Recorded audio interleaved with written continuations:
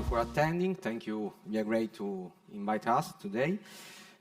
Claudio and I, today we'll talk about virtual approach, of course, for vehicle development, driving simulator, and of course also HIL benches, showing you a real use case and activity that we carry on together. But first, let me introduce the Stellantis word about simulator. Okay. At the moment, we have 4 dynamic simulators all over the world, spread in 4 regions. 3 of them are Via Great DIM application. We have another one in France that is a different architecture, but is based totally on Via Great environment. Additionally, we have 5 between static and compact simulator, all equipped with HIL benches. Our goal is to be a really unique global team for what concern driving simulator team inside chassis and dynamics organization. And of course, Via Great environment allow us to have the same software in all the regions, create unique methodologies globally harmonized, and of course, share models, scenarios, and track. Why that? Because we rely a lot on virtual approach. Of course, we start from a MIL, model in the loop approach. It is a early phase of the program in which which work on the development on vehicle and propulsion system components, and so that model. Some of them come from suppliers, some others are made by ourselves. It is an important phase in which we define our needs and our requirements about controls and software. Then we move to HIL, hardware in the loop approach. It is the time in which we can integrate real component, we can integrate a real ECU, and start to assess performance and eventually issue about electronic topics, but also performance one. Of course, everything is connected to the DIL, driver in the loop approach, that give us the possibility to do in a real-time way calibration and validation of the system and of the subsystem. Of course, these 3, let's say, approaches are based in each phase on testing data. We rely a lot on that. It is important to validate each step. And of course, we are focused also on customer data. I'm referring not only on customer experience and feedback, but also to the characterization on testing data related to brand DNA. We have 16 brands within our company, so it is important to be focused on these aspects. Today, we talk about HIL benches. Why? Of course, they give us the possibility to reduce time and cost. But not only, of course, the experience on a driving simulator can be enhanced thanks to these tools, giving a higher fidelity of the overall simulation. We can do development at the debug of the functionalities. We can calibrate in a virtual way. We can, it is really important for us, road release, virtual road release. It is important for the reduction of physical means. And of course, we can also do assessment about functional safety and additionally fault injection. In the specific, today we will talk about 2 benches. The first one is EPSIL.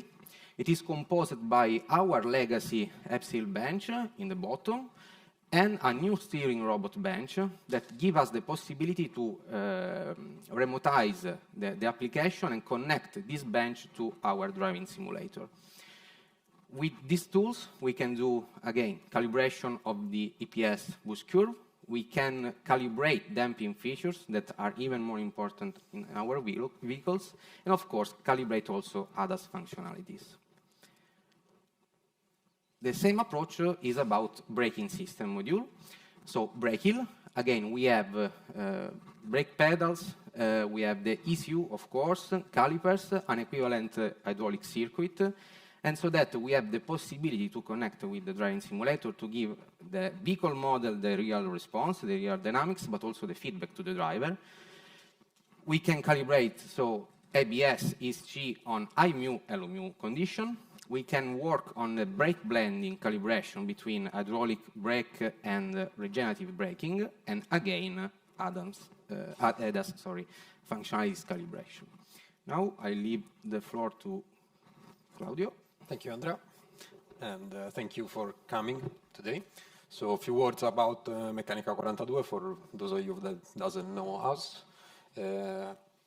Probably here we are more known for the test benches, so we provide real-time test benches for performance assessment, validation, calibration, and so on, and we think of them about like components that can help developers during the whole development cycle at component level, system level, and vehicle level. The other part of our job is also on onboard systems that are supposed to be installed on prototype vehicles, so motorsport vehicles and so on, to control brakes, steering, and the whole vehicle architecture. These are mainly used for rapid control prototyping or new architectures for autonomous vehicles. So when Andrea called me 1 year ago was a back in the future approach. So we have to take our legacy test bench, which was commissioned in 2019, and convert it into a remote test bench. As you can see in the left-hand picture, before it was directly connected to the steering wheel, and now we want it to be connected to a DIM. More of this, we want to control it with the steering feedback unit from VA grade and the active brake unit from the VA grade. So a totally new control system for controlling everything.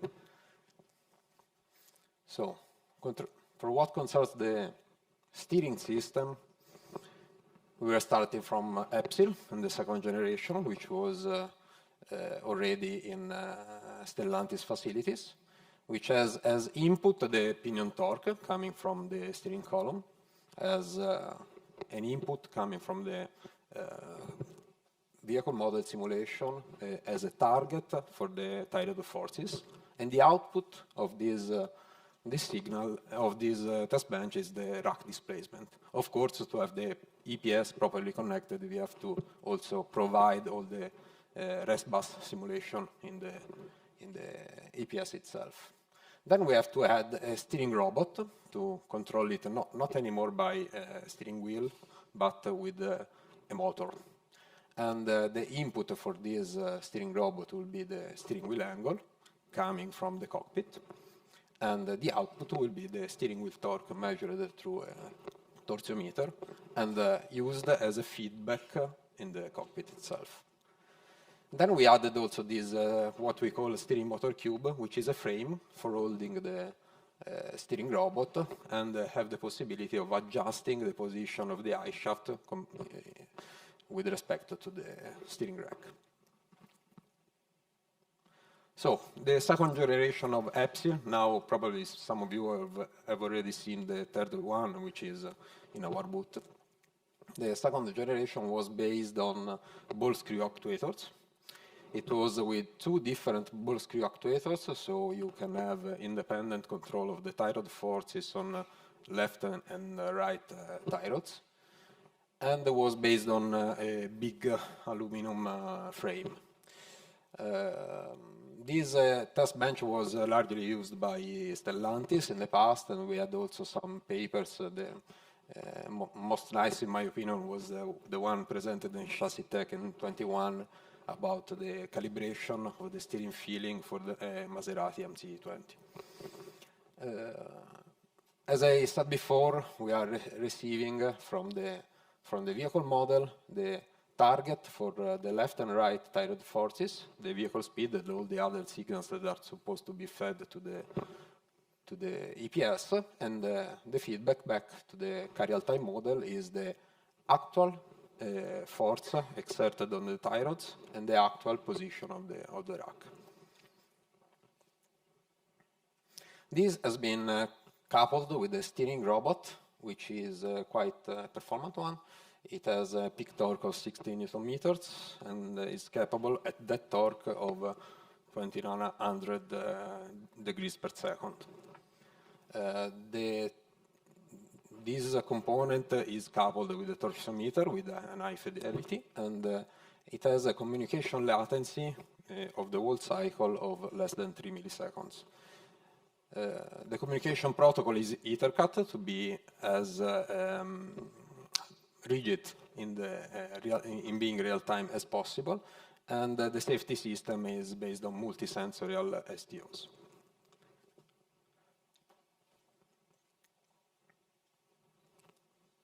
Okay. So, coming to the brake system, this brake system has been completely integrated in our brake hill.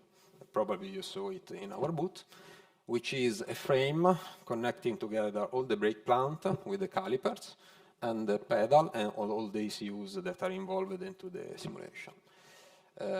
This test bench is equipped with a force actuator that it is pulling the pedal according to what is happening on the cockpit, and is capable of a maximum force of 2000 Newton and a maximum speed of 1.1 meters per second. On top of this test bench, there is also an ECU to emulate all the wheel speed signals, which are coming from the driving simulator and are converted into raw signals. Within the inside of the test bench, you will see that all the brake lines are replicated with the correct length and the correct stiffness of the whole brake foundation.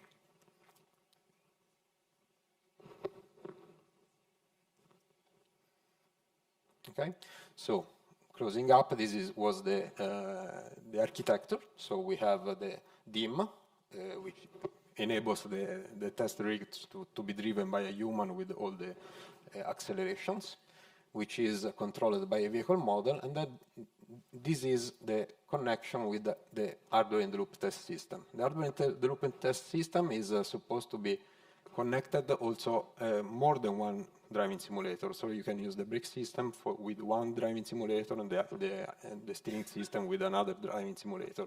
So you have an open interaction with the hardware-in-the-loop system. And then you can also decouple it to have a component-level testing or system-level testing without the use of any driving simulator. This was the option that we choose to give to Stellantis the best availability of the test benches in all the development process. Thank you, Andrea. Thank you. No, sorry. Sorry, I missed with the time. This was quite quickly. The rest bus simulation was quite tricky because we had to put in the hardware-in-the-loop simulation a lot of signals. This was just for the EPS simulation, so you can see that CAN EPS is exchanging more than 150 signals. The BSM itself is more than 800 signals and so on.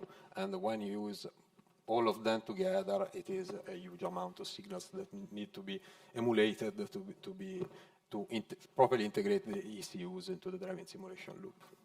Now it is your turn. Thank you. So now let's see some results of the remotization on the benches.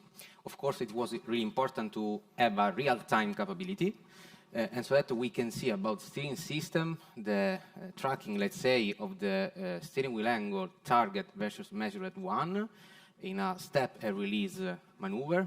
We can see that tracking is, let's say, perfect, and the delay is very small. We are talking about 1,000 of a second. But more important is the overall steering feel. That is, at the end, the core of our intention to work with these benches on the simulator. We can set different maneuvers performed on the HIL, coupled with the DIM, and we can see the black curve, that is the same maneuver performed in a real world, in a real vehicle, and we can see that we have a very good tracking of the signals, so that we are able to replicate the correct steering field, so torque versus angle perception. For all concerned brake system, the same. We can see that we have a good tracking with the same delay that I said before in impulsive maneuvers when we are in the linear zone, but also at the limit of the system. And again, if we compare the overall pedal feel, so force versus travel for the pedal between HIL and cockpit, so the one that, let's say, the ECU is perceiving and the one that the driver is perceiving are very good aligned.